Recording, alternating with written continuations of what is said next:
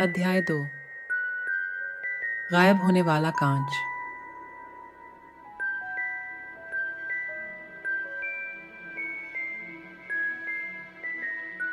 जब डर्सली पति पत्नी को उनका भांजा बाहर सीढ़ियों पर मिला था, उस घटना को लगभग 10 साल हो चुके थे।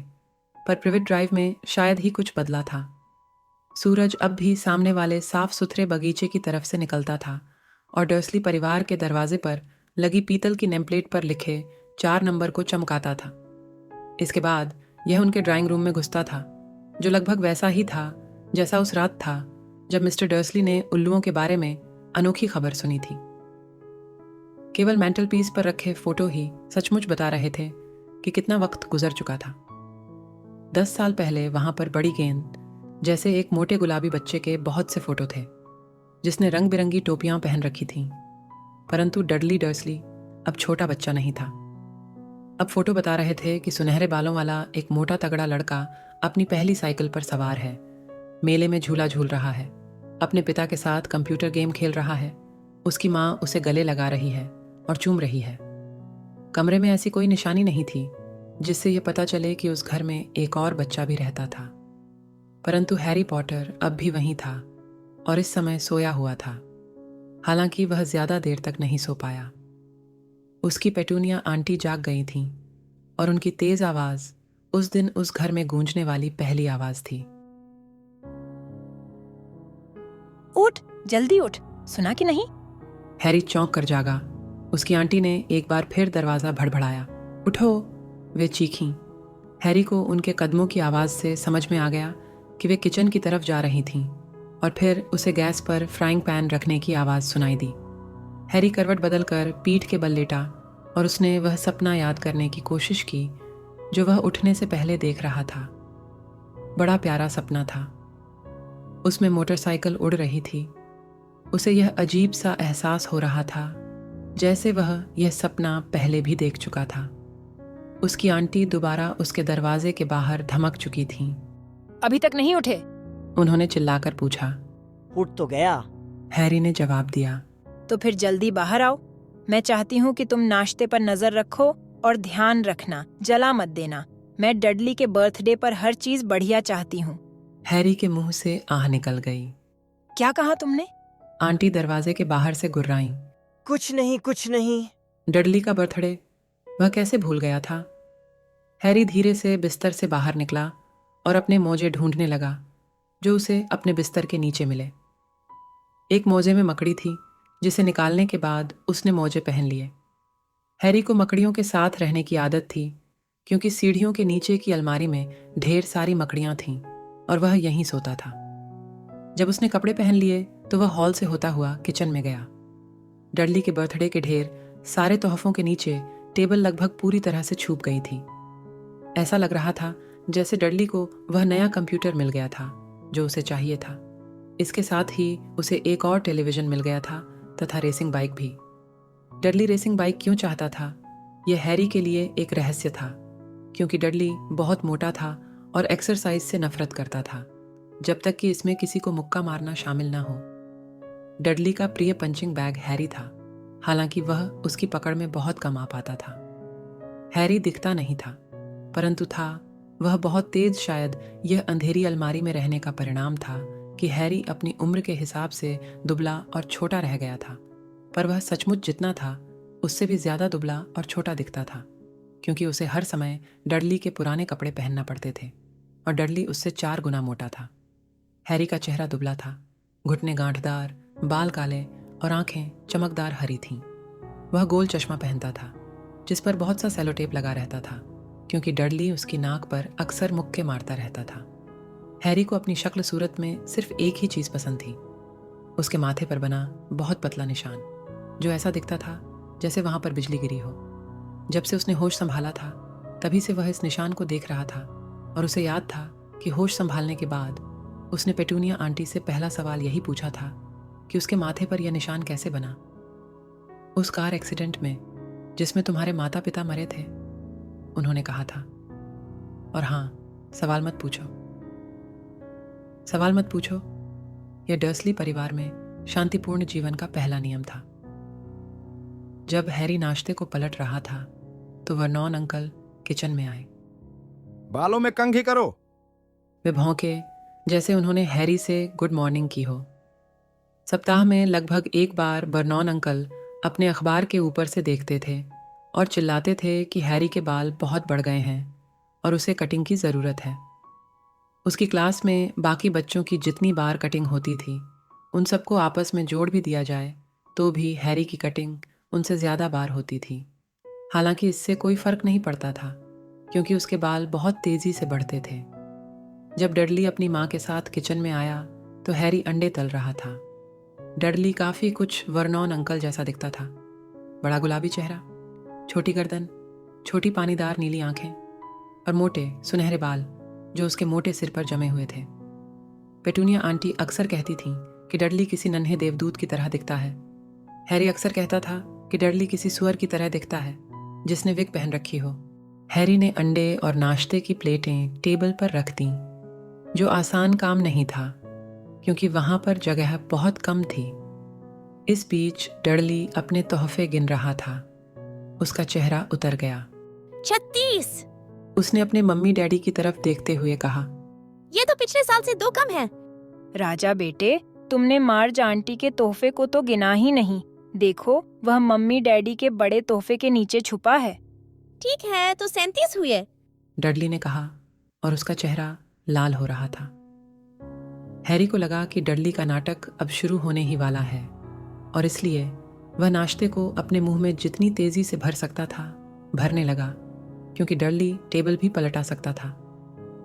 जाहिर था पेटूनिया आंटी को भी खतरा दिख गया था क्योंकि वे जल्दी से बोलीं, और हम आज जब बाजार जाएंगे तो तुम्हारे लिए 2 और तोहफे ले आएंगे। यह कैसा रहेगा बेटू? 2 और तोहफे, अब तो ठीक है। डडली ने एक पल सोचा। यह मुश्किल काम था। अंत में वह धीमे से बोला, तो मेरे पास 37 और 2 39। मेरे लाडले। पेटूनिया आंटी बोली। डडली धम से बैठ गया और उसने अपने सबसे पास वाले पैकेट पर झपट्टा मारा। फिर ठीक है। वर्नॉन अंकल धीरे से हंसे। छोटा बदमाश अपने पैसे की पूरी कीमत वसूल करना चाहता है, बिल्कुल अपने डैडी की तरह। वाह मेरे बेटे, वाह डडली। उन्होंने डडली के बालों पर हाथ फेरा। उसी समय फोन की घंटी बजी और पेटूनिया आंटी फोन सुनने चली गईं, जबकि हैरी और वर्नॉन अंकल इस बीच डडली को तोहफे खोलते हुए देखते रहे, जिनमें racing bike, video camera, remote control वाला हवाई जहाज, 16 नए कंप्यूटर गेम और बीसीआर शामिल था। जब वह एक सुनहरी कलाई घड़ी की पन्नी खोल रहा था, तभी पेटूनिया आंटी फोन सुनकर वापस आई। उनके चेहरे पर गुस्सा भी था और चिंता भी। बुरी खबर है, वर्नॉन मिसेस फिक का पैर टूट गया है। वे इसे अपने पास नहीं रख सकती। उन्होंने हैरी की तरफ सिर झटकते हुए कहा। दहशत के मारे डडली का मुंह खुला रह गया, परंतु हैरी का दिल तो बल्लियों उछलने लगा। हर साल डडली के जन्मदिन पर अंकल आंटी डडली और उसके किसी दोस्त को दिन भर बाहर घुमाने ले जाते थे, यानी एडवेंचर पार्क, हैमबर्गर बार या फिल्म। हर साल हैरी को मिसेज फिग नाम की एक पागल बुढ़िया के पास छोड़ दिया जाता था, जो 2 गली दूर रहती थी। हैरी यहाँ जाने से बुरी तरह चिढ़ता था। वहाँ पूरे घर में पत्ता गोभी की बदबू भरी रहती थी और मिसेज फिग उसे ज़बरदस्ती उन सब बिल्लियों के फोटो दिखाती थीं जो उन्होंने कभी पाली थीं। अब क्या होगा? पेटूनिया आंटी ने कहा। वे हैरी को खा जाने वाली नज़रों से देख रही थीं, जैसे उसी ने इसकी योजना बनाई हो। हैरी जानता था कि उसे इस बात पर दुखी होना चाहिए कि मिसेज फिग की टांग टूट गई, परंतु यह आसान नहीं था, क्योंकि वह यह भी जानता था कि अब उसे 1 साल तक टिबल्स, स्नोई, मिस्टर पॉज और टफ्टी को नहीं देखना पड़ेगा। हम मार्च को फोन कर सकते हैं। वर्नॉन अंकल ने सुझाव दिया। बेवकूफ़ी की बातें मत करो वर्नॉन, वो हैरी से नफरत करती है। डर्सली पति पत्नी अक्सर हैरी के बारे में इसी तरह से बातें करते थे, जैसे वह वहाँ हो ही नहीं, या फिर वह कोई बहुत ही कम बुद्धि वाला प्राणी हो जो उनकी बातें नहीं समझ सकता हो, जैसे कोई घोंघा। और उसका क्या नाम है, तुम्हारी सहेली वॉन? माजोर्का में छुट्टियां मनाने गई है। पेटूनिया आंटी खींचते हुए बोली। आप मुझे घर पर ही छोड़ जाएं। हैरी ने बड़ी आशा से कहा। कम से कम आज के दिन तो वह टेलीविजन पर जो चाहेगा देखेगा और शायद डडली के कंप्यूटर पर गेम भी खेल लेगा। पेटूनिया आंटी को देखकर लग रहा था जैसे उन्होंने अभी अभी साबुत नींबू निगल लिया हो। और वापस लौटकर देखें कि घर तबाह हो चुका है। वे गुर्राईं। मैं घर को बम से तो नहीं उड़ा दूंगा। हैरी ने कहा, परंतु किसी ने उसकी बात नहीं सुनी। एक काम करते हैं, इसे चिड़ियाघर ले चलते हैं और वहाँ इसे कार में छोड़ देंगे। कार नहीं है, हम इसे कार में अकेला नहीं छोड़ सकते। डडली गला फाड़कर रोने लगा। सच तो यह था कि वह रो नहीं रहा था। उसे सचमुच रोए तो बरसों हो चुके थे, परंतु वह जानता था कि अगर वह मुंह बनाएगा और जोर से रोने जैसी आवाज निकालेगा तो उसकी माँ उसकी हर इच्छा पूरी कर देंगी। मेरे प्यारे राजदुलारे, रोना नहीं, मम्मी उसे तुम्हारा बर्थडे बर्बाद नहीं करने देंगी। वे चीखीं और उसे बाहों में भर लिया। मैं नहीं चाहता कि वह साथ चले। डडली झूठ मूठ की जोरदार सुबकियों के बीच चीखा। वह हमेशा हर चीज गड़बड़ कर देता है। उसने अपनी माँ की बाहों के बीच से झांकते हुए हैरी को चिढ़ाया। तभी दरवाजे की घंटी बजी। हे भगवान, वे लोग आ गए। पेटूनिया आंटी हड़बड़ाकर बोली, और एक पल बाद डडली का सबसे अच्छा दोस्त पियर्स पॉलकिस अपनी माँ के साथ अंदर आ गया। पियर्स एक दुबला पतला लड़का था जिसका चेहरा चूहे जैसा था। जब डडली दूसरे बच्चों को मारता था तो आमतौर पर पियर्स ही उनके हाथ पीछे पकड़कर रखता था। डडली ने रोने का नाटक तत्काल बंद कर दिया। आधे घंटे बाद हैरी को अपनी किस्मत पर भरोसा नहीं हो रहा था। वह डर्सली की कार में पियर्स और डडली के साथ पीछे वाली सीट पर बैठा हुआ था और जिंदगी में पहली बार चिड़ियाघर जा रहा था। उसकी आंटी और अंकल को यह समझ में नहीं आया कि उसका क्या किया जाए, परंतु चलने से पहले वर्नॉन अंकल हैरी को एक तरफ ले गए। मैं तुम्हें चेतावनी दे रहा हूं। अपने बड़े जामुनी चेहरे को हैरी के बिल्कुल पास लाकर उन्होंने कहा था, कान खोलकर सुन लो लड़के, कोई भी खुराफात की कोई भी, तो मैं तुम्हें उस अलमारी में क्रिसमस तक बंद कर दूंगा। मैं कुछ नहीं करूंगा, कसम से। हैरी ने कहा, परंतु वर्नॉन अंकल ने उसकी बात पर विश्वास नहीं किया। कोई भी कभी नहीं करता था। समस्या यह थी कि हैरी के साथ अक्सर अजीब चीजें होती थीं और डर्सली परिवार को यह बताने से कोई फायदा नहीं होता था कि उसने यह चीजें नहीं की। एक बार पेटूनिया आंटी यह देखते देखते तंग आ गईं कि हैरी जब कटिंग कराकर लौटता था तो ऐसा लगता था जैसे नाई ने उसके बालों को छुआ ही न हो। गुस्से में उन्होंने किचन से कैंची उठाई और हैरी के बाल इतने छोटे काट दिए कि वह लगभग गंजा हो गया। उन्होंने सिर्फ सामने की लट छोड़ दी थी ताकि उसका भयानक निशान छुप जाए। डडली तो हैरी को देखकर हंसते हंसते लोटपोट हो गया। उस रात हैरी को यह सोच सोच कर नींद नहीं आई कि अगले दिन स्कूल में उसका क्या हाल होगा। वहां पर वैसे भी बच्चे उसके ढीले ढाले कपड़े और सेलोटेप लगे चश्मे को देखकर उसकी हंसी उड़ाते थे। बहरहाल अगली सुबह जब वह उठा तो उसने देखा कि उसके बाल उतने ही बड़े हो गए थे जितने पेटूनिया आंटी के काटने से पहले थे। इस बात के लिए उसे 1 सप्ताह तक अलमारी में बंद रहने की सजा दी गई। हालांकि उसने यह समझाने की लाख कोशिश की कि उसे क्या मालूम उसके बाल इतनी जल्दी कैसे बढ़ गए। एक बार पेटूनिया आंटी उसे डडली का पुराना और बुरा सा दिखने वाला स्वेटर पहनाने की कोशिश कर रही थी जो भूरा था और उस पर नारंगी फुदने थे। उन्होंने उसके सिर में स्वेटर घुसाने की जितनी कोशिश की वह उतना ही छोटा होता चला गया और अंत में इतना छोटा हो गया कि वह किसी दस्ताने की तरह हाथ में तो घुस सकता था, परंतु हैरी के सिर में नहीं। पेटूनिया आंटी ने सोचा स्वेटर धुलाई में सिकुड़ गया होगा और हैरी को बड़ी राहत मिली कि उसे सजा नहीं मिली। परंतु एक बार वह बहुत परेशानी में पड़ गया जब वह स्कूल के किचन की छत पर पहुंच गया था। डडली का गैंग हर दिन की तरह उस दिन भी उसका पीछा कर रहा था और बाकी लोगों के साथ साथ खुद हैरी भी यह देखकर हैरान रह गया कि वह चिमनी पर बैठा हुआ था। हैरी की प्रिंसिपल ने बहुत गुस्से में डर्सली परिवार को पत्र में लिखा कि हैरी स्कूल की इमारतों पर चढ़ रहा था, पर उसने तो सिर्फ कोशिश की थी और उसने अपनी अलमारी के बंद दरवाजे के पीछे से वर्नॉन अंकल को चिल्लाकर यह बात बताई थी कि वह किचन के बाहर रखे बड़े कूड़ेदानों के पीछे छलांग लगा दे। हैरी सोच रहा था कि शायद तेज हवा के झोंके ने उसकी छलांग के बीच में उसे ऊपर उठा दिया होगा, परंतु आज कोई भी गड़बड़ नहीं होगी। डडली और पियर्स के साथ दिन गुजारना भी बहुत बड़ी बात थी। जब वह जगह स्कूल, उसकी अलमारी या पत्ता गोभी की बदबू से भरा मिसेज फिग का ड्राइंग रूम ना हो। गाड़ी चलाते समय बर्नॉन अंकल पेटूनिया आंटी के सामने सबको कोस रहे थे। कोसना उनका प्रिय शौक था। ऑफिस के लोग, हैरी, म्यूनिसिपैलिटी, हैरी, बैंक और हैरी उनके कुछ प्रिय विषय थे।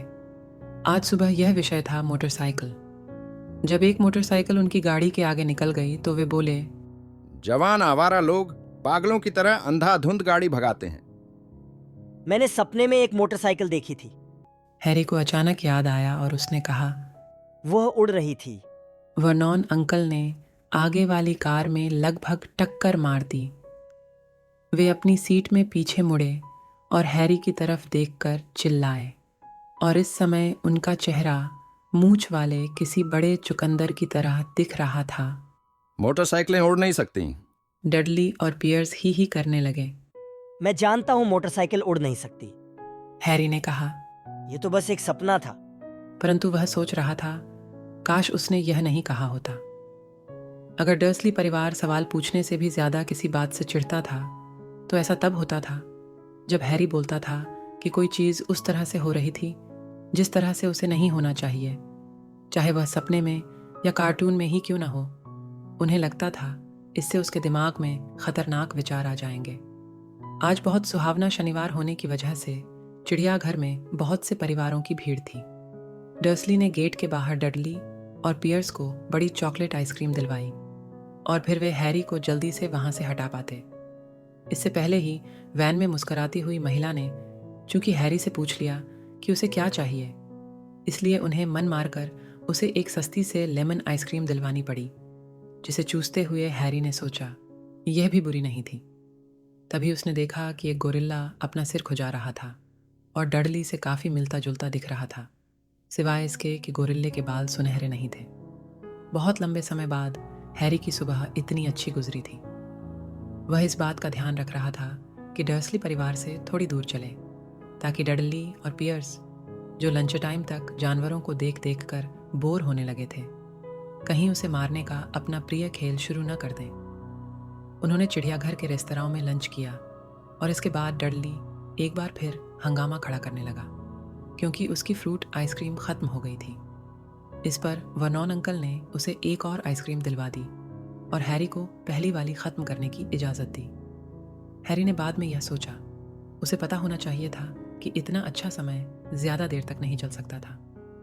लंच के बाद वे लोग चिड़ियाघर के नाग भवन में गए। यहाँ ठंडक और अंधेरा था और दीवारों पर लगी खिड़कियों पर रोशनी थी। कांच के पीछे कई तरह की छिपकलियां और सांप थे जो लकड़ी और पत्थर के टुकड़ों पर फिसल और चढ़ रहे थे। डडली और पियर्स बड़े जहरीले कोबरा और आदमी को चकनाचूर करने वाले मोटे अजगर को देखना चाहते थे। डडली ने वहाँ के सबसे बड़े सांप को जल्दी ही ढूंढ लिया। वह वर्नॉन अंकल की कार के चारों तरफ अपने शरीर को 2 बार लपेटकर कार को किसी कचरा पेटी में चकनाचूर कर सकता था, परंतु इस वक्त वह ऐसा करने के मूड में नहीं दिख रहा था। सच तो यह था, वह गहरी नींद में सो रहा था। डडली कांच पर अपनी नाक गड़ाकर खड़ा रहा और सांप की चमकदार भूरी कुंडलियों को देखता रहा। इसे उठाओ। उसने अपने पिता से झल्लाते हुए कहा। वर्नॉन अंकल ने कांच पर ठक ठक की, परंतु सांप हिला तक नहीं। एक बार और करो। डडली ने आर्डर जमाया। वर्नॉन अंकल ने अपनी उंगलियों के पिछले हिस्से से कांच को बढ़िया तरीके से ठोंका, परंतु सांप फिर भी सोता रहा। कितना बोरिंग है। डडली ने आह भरी और पैर पटकते हुए दूर चला गया। हैरी कांच के सामने आया और उसने सांप की तरफ उत्सुकता से देखा। कोई ताज्जुब नहीं कि बेचारा सांप बोरियत के मारे ही मर जाए। साथ में कोई नहीं सिवाय उन मूर्ख लोगों के जो दिन भर उसे तंग करने की कोशिश करते थे और कांच पर अपनी उंगलियां ठोंकते रहते थे। यह तो अलमारी को बेडरूम बनाने से भी बुरा था, जहां इकलौती मेहमान पेटूनिया आंटी होती थीं, जो उसे जगाने के लिए दरवाज़ा भड़भड़ाती थीं। कम से कम उसे पूरे घर में घूमने को तो मिल जाता था। सांप ने अचानक अपनी छोटी चमकदार आंखें खोली। सांप ने धीरे, बहुत धीरे अपना सिर उठाया, जब तक कि उसकी आंखें हैरी की आंखों की ऊंचाई तक नहीं आ गईं। उसने आंख मारी। हैरी घूरने लगा। फिर उसने जल्दी से आसपास देखा कि कहीं कोई देख तो नहीं रहा था। कोई नहीं देख रहा था। उसने सांप की तरफ पलट कर देखा और उसने भी आंख मार दी। सांप ने वर्नॉन अंकल और डडली की तरफ सिर को झटका दिया और अपनी आंखें छत की तरफ उठाईं। उसने हैरी को इस तरह देखा मानो कह रहा हो, मेरे साथ पूरे समय यही होता है। मैं जानता हूँ। हैरी कांच के पास से बुदबुदाया। हालांकि उसे विश्वास नहीं था कि सांप उसकी आवाज को सुन सकता था। इससे सचमुच बहुत चिढ़ छूटती होगी। सांप ने तेजी से अपना सिर हिलाया। वैसे तुम कहाँ से आए हो? हैरी ने पूछा। सांप ने अपनी पूंछ कांच के पास लगे एक छोटे साइन बोर्ड पर मारी। हैरी ने इसे पढ़ा, बोआ कंस्ट्रिक्टर, ब्राजील। क्या वहां पर अच्छा लगता था? सांप ने एक बार फिर उसी साइन बोर्ड पर अपनी पूंछ मारी और हैरी ने पढ़ा, ये सांप चिड़ियाघर में पैदा हुआ था। अच्छा, मैं समझ गया, तुम कभी ब्राजील में रहे ही नहीं। जैसे ही सांप ने अपना सिर हिलाया, हैरी के पीछे से एक कानफोड़ू आवाज आई, जिसे सुनकर वे दोनों उछल पड़े। डडली, मिस्टर डर्सली, आइए और इस सांप को देखिए। आपको विश्वास नहीं होगा ये क्या कर रहा है। डडली जितनी तेजी से आ सकता था उनकी तरफ लुढ़कता हुआ आया। तुम अलग हटो। उसने हैरी की पसलियों में घूंसा मारते हुए कहा। अचानक हमले से हैरान हैरी कंक्रीट के फर्श पर धड़ाम से गिर गया। आगे जो हुआ वह इतनी तेजी से हुआ कि कोई भी नहीं देख पाया यह कैसे हुआ। एक पल पहले तक पियर्स और डडली कांच के करीब उसे टिके खड़े थे और दूसरे ही पल वे दहशत में चीखते हुए पीछे की तरफ उछल पड़े। हैरी बैठ गया और हौफने लगा। सांप के सामने वाला कांच गायब हो गया था। सांप अब तेजी से अपनी कुंडली खोल रहा था और फर्श पर फिसल रहा था। पूरे नाग भवन में लोग चीखने लगे और बाहर के दरवाजों की तरफ भागने लगे। जब सांप उसके पास से तेजी से सरसराता हुआ गया तो हैरी कसम खा सकता था कि उसने धीमे से फुफकारते हुए कहा था, ब्राजील मैं आ रहा हूं, शुक्रिया दोस्त। नाग भवन का पहरेदार सदमे में था, परंतु कांच, वह बार बार कह रहा था, कांच कहाँ गया? चिड़ियाघर के डायरेक्टर ने अपने हाथ से पेटूनिया आंटी को एक कप कड़क मीठी चाय बनाकर दी और वह लगातार उनसे माफी मांगता रहा। पियर्स और डडली अनाप शनाप बक रहे थे। जहां तक हैरी ने देखा था, सांप ने कुछ भी नहीं किया था। उसने तो उनके पास से गुजरते समय सिर्फ उनके पैरों के पास अपनी पूंछ मजाक में पटकी थी, परंतु जब वे वर्नॉन अंकल की कार में वापस लौटे तो डडली उन्हें बता रहा था कि किस तरह सांप ने उसके पैर में लगभग काट ही लिया था और पियर्स कसम खा रहा था कि सांप ने उसे दबोचकर मारने की कोशिश की थी। परंतु कम से कम हैरी के लिए सबसे बुरी बात वह थी जो पियर्स ने कही। जब पियर्स इतना शांत हो गया कि कुछ कह सके तो उसने सबके सामने कहा था, हैरी सांप से बात कर रहा था, है ना हैरी? वर्नॉन अंकल ने तब तक इंतजार किया जब तक पियर्स उनके घर से चला नहीं गया और उसके बाद वे हैरी पर झमकर बरसे। वे इतने गुस्से में थे कि उनके मुंह से शब्द मुश्किल से निकल रहे थे। वे सिर्फ इतना कह पाए, जाओ अलमारी, वहीं रहो, कोई खाना नहीं। इतना कहने के बाद वे कुर्सी पर गिर पड़े और पेटूनिया आंटी को भागकर उनके लिए ब्रांडी का एक बड़ा पैग लाना पड़ा। हैरी काफ़ी देर तक अपनी अंधेरी अलमारी में पड़ा रहा। वह सोच रहा था काश उसके पास घड़ी होती। वह नहीं जानता था कि कितने बज गए थे और इसलिए वह यकीन से नहीं कह सकता था कि डर्सली परिवार अभी सो गया होगा या नहीं। जब तक वे सो नहीं जाते तब तक किचन में जाकर चोरी से कुछ खाने का खतरा नहीं उठा सकता था। डर्सली परिवार के साथ रहते हुए लगभग 10 साल हो गए थे। जहां तक उसे याद था, 10 दुख भरे साल। वह तब से यहीं रह रहा था जब यह छोटा सा बच्चा था और उसके माता पिता उस कार एक्सीडेंट में मर गए थे। उसे याद नहीं था कि उसके माता पिता की मौत के समय वह भी कार में था। कई बार जब वह अलमारी में लंबे घंटों के दौरान अपनी याददाश्त पर जोर डालता था तो उसे एक अजीब सा दृश्य दिखता था, चकाचौंध करने वाली हरी रोशनी और माथे में बहुत तेज दर्द। उसने मान लिया था कि यही एक्सीडेंट होगा, हालांकि उसे यह समझ में नहीं आ रहा था कि इतनी सारी हरी रोशनी कहाँ से आ रही थी। उसे अपने माँ बाप की शक्ल तक याद नहीं थी। उसके अंकल आंटी उनके बारे में कभी बात नहीं करते थे और सवाल पूछने के बारे में उसे पहले ही मना कर दिया गया था। घर में उनकी एक भी फोटो नहीं थी। जब हैरी छोटा था तो अक्सर सपने देखता था कि कोई अनजान रिश्तेदार उसे यहाँ से दूर ले जाने के लिए आया है, परंतु ऐसा कभी नहीं हुआ। डर्सली परिवार के सिवाय उसका कोई नहीं था, परंतु कई बार उसे ऐसा लगता था या शायद यह उसके मन का वहम हो, जैसे सड़क पर जा रहे अजनबी लोग उसे पहचानते थे। वे बड़े अजीब किस्म के अजनबी थे। एक बार जब वह पेटूनिया आंटी और डडली के साथ शॉपिंग करने गया तो बैंगनी हैट पहने एक नाटे आदमी ने उसकी तरफ देखकर सिर झुकाया था। पेटूनिया आंटी ने गुस्सा होकर हैरी से पूछा कि क्या वह उस आदमी को जानता था, और इसके बाद वे बिना कुछ खरीदे उन्हें दुकान से तत्काल बाहर ले आईं। सिर से पैर तक हरे कपड़े पहने एक पागल सी दिखने वाली बुढ़िया ने एक बार बस में उसकी तरफ देखकर खुशी खुशी अपना हाथ हिलाया था। बहुत लंबा जामुनी कोट पहने एक गंजे आदमी ने तो एक दिन सड़क पर उससे हाथ मिलाया था और फिर बिना कुछ कहे चला गया था। इन सभी लोगों के बारे में सबसे अजीब बात यह थी कि जिस पल हैरी उन्हें ध्यान से देखने की कोशिश करता था, वे न जाने कहाँ गायब हो जाते थे। स्कूल में हैरी का कोई दोस्त नहीं था। सब जानते थे कि डडली का गैंग ढीले ढाले पुराने कपड़े और टूटा चश्मा पहनने वाले हैरी पॉटर से नफरत करता था और कोई भी डडली के गैंग से पंगा नहीं लेना चाहता था।